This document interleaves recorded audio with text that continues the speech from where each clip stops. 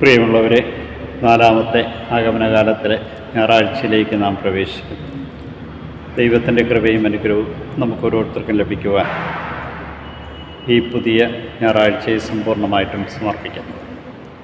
ഇന്നത്തെ തിരുവചനത്തിലൂടെ നമ്മെ പ്രത്യേകമായിട്ടും ഓർമ്മിപ്പിക്കുന്നത്, ദൈവമേ, ഞങ്ങളെ പുനരുദ്ധരിക്കണമേ, അങ്ങയുടെ മുഖം പ്രകാശിക്കുകയും അങ്ങനെ ഞങ്ങൾ രക്ഷപ്പെടുകയും ചെയ്യട്ടെ എന്ന സങ്കീർത്തന വചനങ്ങളെ നമ്മളെ പ്രത്യേകമായിട്ട് ഓർമ്മിപ്പിക്കും. മീക്ക പ്രവാചകൻ്റെ പുസ്തകത്തിൽ ഒന്നാമത്തെ വായനയെ നമ്മെ ഓർമ്മിപ്പിക്കുന്നു. ബെത്ലഹേം എഫ്രാത്ത യൂദയ ഭവനങ്ങളിൽ നീ ചെറുതാണെങ്കിലും ഇസ്രായേലിനെ ഭരിക്കേണ്ടവൻ എനിക്കായി നിന്നിൽ നിന്ന് പുറപ്പെടും. അവൻ പക്ഷേ യുഗങ്ങൾക്ക് മുമ്പേ ഉള്ളവനാണ്. അതിനാൽ ഈറ്റുനോവ് വിടിഞ്ഞ് പ്രസവിക്കുന്നതുവരെ അവൻ അവരെ പരിചയിക്കും. പിന്നീട് അവൻ്റെ സഹോദരങ്ങളിൽ അവശേഷിക്കുന്നവർ ഇസ്രായേൽ ജനത്തിലേക്ക് മടങ്ങി വരും. ഒരാഹ്ലാദത്തിൻ്റെ, സന്തോഷത്തിൻ്റെ സുദിനത്തെക്കുറിച്ച് നമ്മളെ ഓരോരുത്തരെ ഓർമ്മിപ്പിക്കുക. മീക്ക പ്രവാചകൻ യേശുവിൻ്റെ ജനനത്തെക്കുറിച്ച് മുന്നോടിയായി നമ്മോട് അരുളി ചെയ്തു. ക്രിസ്മസിൻ്റെ സന്തോഷത്തിലേക്ക് നമ്മൾ കടന്നു വരുന്ന ദിവസങ്ങളാണ്. ദൈവത്തിൻ്റെ കൃപയും അനുഗ്രഹവും നമ്മുടെ മേൽ ചൊരിഞ്ഞുകൊണ്ട് ഒരു രക്ഷകൻ നമുക്കായി പിറക്കും. പിതാവായ ദൈവം തൻ്റെ വാഗ്ദാനം പാലിക്കും. നമ്മളൊക്കെ വാക്ക് കൊടുക്കുന്നവരാണ്, എന്നാൽ വാക്ക് പാലിക്കുക പ്രയാസം. ജനത്തിന് നൽകിയ വാഗ്ദാനം സമ്പൂർണ്ണമായിട്ടും സ്വീകരിച്ചുകൊണ്ട് ഈ വാഗ്ദാനത്തിൻ്റെ നിറവിൽ നിൽക്കുന്ന നാം ഓരോരുത്തരും വാഗ്ദാനം പൂർത്തീകരിക്കുന്നത് കണ്ടുകൊണ്ടാണ് ദൈവത്തിൻ്റെ കൃപയും അനുഗ്രഹവും നിറഞ്ഞവരായിട്ട് മാറും. ഇന്നത്തെ രണ്ടാമത്തെ വായനയിൽ നമ്മെ ഓർമ്മിപ്പിക്കുന്നു, ഈശോ മിശിഹാ ലോകത്തിലേക്ക് പ്രവേശിച്ചപ്പോൾ ബലികളും കാഴ്ചകളും അവിടെ നിന്ന് ആഗ്രഹിച്ചില്ല, എന്നാൽ അവിടെ നിന്ന് എനിക്കൊരു ശരീരം സജ്ജമാക്കിയിരിക്കണം. പാപപരിഹാര ബലികളല്ല അവിടെ നിന്ന് ആഗ്രഹിക്കുന്നത്, ദൈവത്തിൻ്റെ കാരുണ്യവും സ്നേഹവും നിലനിർത്തിക്കൊണ്ട് ജീവിക്കുവാനാണ്. അവിടുത്തെ ഹിതം നിറവേറ്റിക്കൊണ്ട് ജീവിക്കാനായിട്ട് സാധിക്കുമ്പോഴാണ് ദൈവ ആത്മാവിനാൽ നിറഞ്ഞ് നമുക്ക് ജീവിക്കാനായിട്ട് സാധിക്കും. ഇന്ന് പ്രത്യേകമായും ദൈവകൃപയാൽ നിറഞ്ഞ, ദൈവ ആത്മാവിനാൽ നിറഞ്ഞ് ജീവിക്കാൻ ആവശ്യമായ എല്ലാ അനുഗ്രഹങ്ങളും നമുക്ക് നൽകണമേ എന്ന് പ്രത്യേകമായിട്ടും പ്രാർത്ഥിക്കുകയും അവിടുത്തെ വചനത്താൽ വിശുദ്ധീകരിക്കപ്പെടുവാനായിട്ടുള്ളൊരു വിളിയുണ്ടെന്ന് നമ്മെ ഓർമ്മിപ്പിക്കുകയും ചെയ്യും. ഇന്നത്തെ സുവിശേഷത്തിലേക്ക് കടന്നു വരുമ്പോൾ മറിയത്തെയും എലിസബത്തിനെയും കാണുവാൻ സാധിക്കും. പരിശുദ്ധാത്മാവിനാൽ നിറഞ്ഞ പരിശുദ്ധ കന്യാമറിയം തിടുക്കത്തിൽ പുറപ്പെട്ടു എന്നാണ്. തിടുക്കത്തിൽ പുറപ്പെട്ടുകൊണ്ട് എലിസബത്തിനെ സന്ദർശിക്കുന്നു.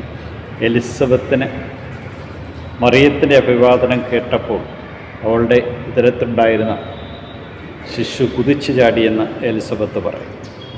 നീ സ്ത്രീകളിൽ അനുഗ്രഹീതയാണ്, നിൻ്റെ ഉദരഫലവും അനുഗ്രഹീതം.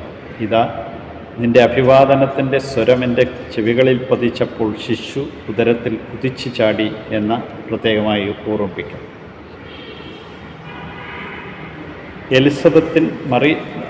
മാതാവിൻ്റെ എലിസബത്തിലേക്കുള്ള ഒരു യാത്ര തിടുക്കത്തിലാണ്. ശുശ്രൂഷ ചെയ്യാനുള്ള വ്യഗ്രതയാണ് മാതാവിനെ കർമ്മനിരതയാക്കുക. ആത്മാവിനാൽ നിറഞ്ഞവർക്ക് ഈ തിടുക്കമുണ്ടാകും എന്ന് നമുക്ക് കാണാനായിട്ട് സാധിക്കും. പരിശുദ്ധ കന്യാമറിയത്തിൻ്റെ തിടുക്കം. സഖ്യൂസ് യേശു വിളിച്ചപ്പോൾ തിടുക്കത്തിൽ മരത്തിൽ നിന്ന് ഇറങ്ങി വന്നു. മഗ്ദലേന മറിയം അതിരാവിലെ കല്ലറയെങ്കിലേക്ക് തിടുക്കത്തിൽ പോയി. പത്രോസും യോഹന്നാനും തിടുക്കത്തിൽ കല്ലറയിലേക്ക് പോയി എന്നൊക്കെ പറയുമ്പോൾ ഈ ആത്മാവിൻ്റെ ജ്വലനമുള്ളവർക്കാണ് ഇത് സാധിക്കും. നമുക്കും നമ്മുടെ ജീവിതത്തിലൊരു തിടുക്കമുണ്ടാകണം, ആത്മാവിൻ്റെ നിറവിൽ ജീവിക്കാനായിട്ട് സാധിക്കണം. ദൈവത്തിൻ്റെ കൃപയും അനുഗ്രഹവും അങ്ങനെ നിലനിർത്തുവാനും സ്വന്തം താല്പര്യങ്ങൾ, ആവശ്യങ്ങളും നിറവേറ്റാനാണ് നമ്മൾ പലപ്പോഴും പാടുപെടുന്നത്. എന്നാൽ ആ പാടുപെടലല്ല നമുക്ക് ആവശ്യമെന്ന് ഓർമ്മിപ്പിക്കും. ആത്മാവിനാൽ നിറഞ്ഞുകൊണ്ട്, ആത്മാവിൻ്റെ ശക്തിയാൽ നിറഞ്ഞ്, ദൈവകൃപയാൽ നിറഞ്ഞ് ജീവിക്കാനായിട്ട് നമുക്ക് സാധിക്കണം. ലോകരക്ഷകൻ ഈ ലോകത്തിലേക്ക് കടന്നു വരുവാനായിട്ട് മറിയത്തെ തിരഞ്ഞെടുത്തപ്പോൾ തന്നെ മറ്റൊരു ജനനത്തെ കൂടി ദൈവം ഓർക്കുകയാണ്. അവന് മുന്നോടിയായിട്ടുള്ള സ്നാപകം. ഇസ്രായേൽ ജനത പ്രതീക്ഷിച്ച് ഏലിയ വന്നെല്ലാം ക്രമപ്പെടുത്തി കഴിയുമ്പോഴാണ് രക്ഷകൻ വരിക. ഈ ഏലിയ ആയ സ്നാപയോഹന്നാൻ കടന്നു വരുമ്പോൾ ദൈവത്തിൻ്റെ കൃപയും അനുഗ്രഹവും നിറയുവാനായിട്ട് ജനങ്ങളെ ആഹ്വാനം ചെയ്യുക. അതുകൊണ്ടാണ് അവൻ ഉദരത്തിൽ വെച്ച് തന്നെ പരിശുദ്ധാത്മാവിനാൽ പൂരിതനായി എന്ന് പറയും. പരിശുദ്ധാത്മാവിനാൽ പൂരിതനായിട്ട് മാറും. പിതാവിൻ്റെ അന്ധതയുടെ കെട്ടവൻ്റെ ജനനത്തോടുകൂടി, മൂകതയുടെ കെട്ടുകൾ അവൻ്റെ ജനനത്തോടുകൂടി മാറ്റപ്പെടുന്നു. വാർദ്ധക്യത്തിലാണ് അവനെ പ്രസവിച്ചത്. അത്ഭുത ജനനം. മാതാപിതാക്കളുടെ അപമാനം നീക്കുവാനായിട്ട് അവനെ ദൈവം പ്രത്യേകമായിട്ട് തിരഞ്ഞെടുത്തു എന്ന് നമുക്ക് കാണാനായിട്ട് സാധിക്കും. നമ്മളൊക്കെ പലപ്പോഴും അപമാനിതരായി അപമാനം മാത്രം ചിന്തിച്ചുകൊണ്ട് മുന്നോട്ട് പോകുന്നവരാണ്. ഈ അപമാനം നമ്മുടെ ചിന്തയിൽ നിന്ന് മാറ്റിക്കളഞ്ഞുകൊണ്ട് ദൈവത്തിൻ്റെ കൃപയും ദൈവത്തെ മഹത്വപ്പെടുത്തുവാനുള്ള അവസരങ്ങളായിട്ട് ഇതിനെ മാറ്റുമ്പോഴാണ് ദൈവത്തിൻ്റെ അനുഗ്രഹവും കൃപയും നമുക്ക് ലഭിക്കുക. ഈ ഞായറാഴ്ച നമുക്ക് പ്രത്യേകമായിട്ടും പ്രാർത്ഥിക്കണം. ദൈവത്തിൻ്റെ അനുഗ്രഹവും കൃപയും നിറഞ്ഞ വ്യക്തികളായിട്ട് നമ്മൾ ഓരോരുത്തരും മാറും.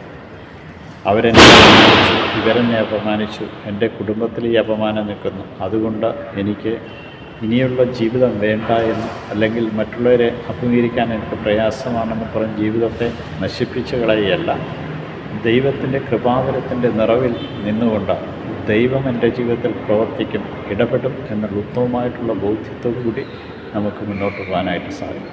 ഈ ഞായറാഴ്ച പ്രത്യേകിച്ചും ദൈവത്തിൻ്റെ ഇടപെടലുകൾക്ക് നമുക്ക് കാതോർക്കാം. അതോടൊപ്പം തന്നെ ആത്മാവിനാൽ നിറയാം.